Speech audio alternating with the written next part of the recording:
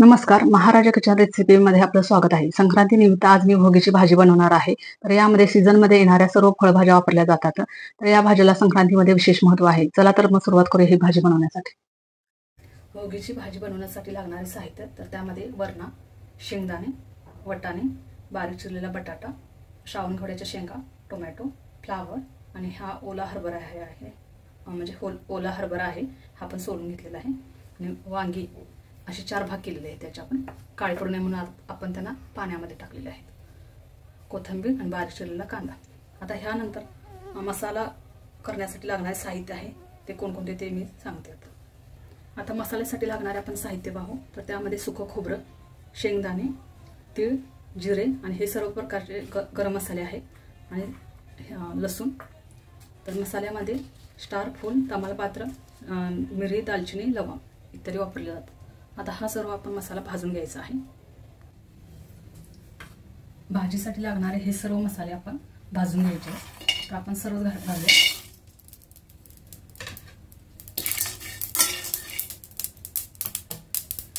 हे सर्व मसाले आपण भाजू.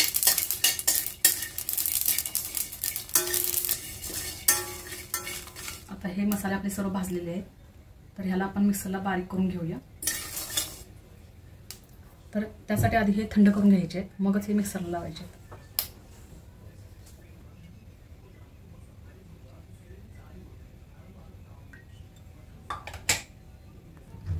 आता तेलामध्ये कांदा घालू.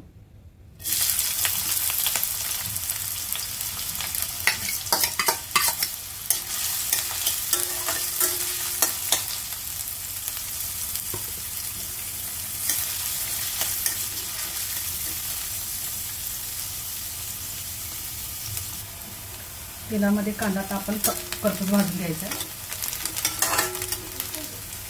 आता यामध्ये आपण मसाला घालू. बारीक केलेलं वाटण मसाल्याचं.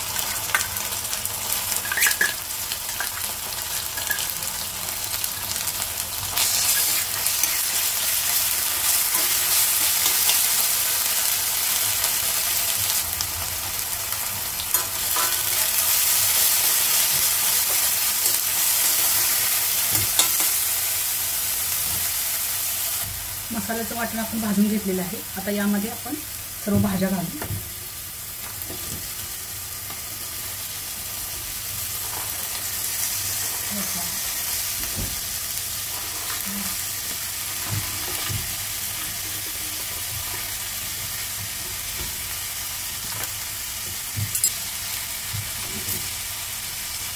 वांगी आपण आधीच टाकायचे.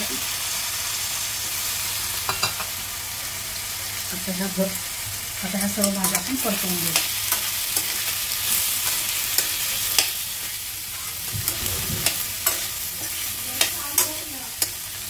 त्या भाज्या आपण तेलामध्ये चांगल्या परतवून घ्यायच्या आहेत.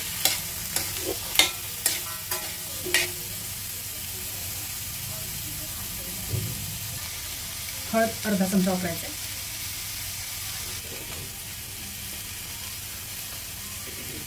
लाल तिखट आपण घालायचा 1 चमचा. तर हा गोडा मसाला आहे.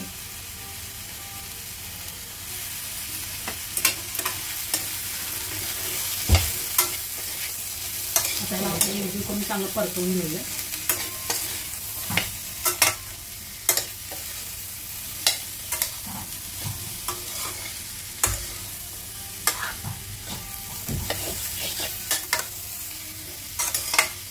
आपण आता ह्या सर्व भाज्या परतवून घेतलेल्या आहेत. त्यामध्ये आपण गरम पाणी ओतायचं आहे.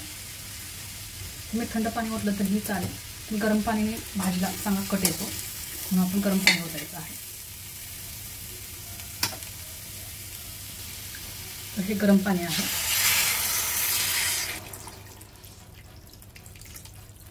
भाज्या आपण तेलामध्ये चांगल्या भाजून घेतल्यानंतर गरम पाणी घालायचं आहे. गरम पाण्याने भाजीत चांगला कट येतो. तर भाजीमध्ये आपण गरम पाणी ओतलेलं आहे. तर ह्याला 10 ते 15 मिनिटं आपण चांगलं शिजू देऊया.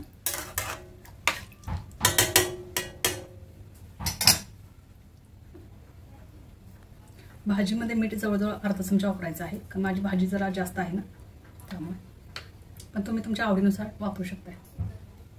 आता भाजीला आपण 15 ते 20 मिनिटं शिजू देऊया.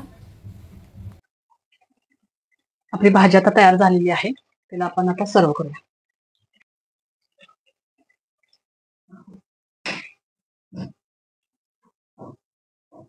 तर संक्रांती दिवशी ही भाजी भाकरी 5 ते 7 घरामध्ये वाटण्याची प्रथा कोल्हापूर या भागामध्ये आहे.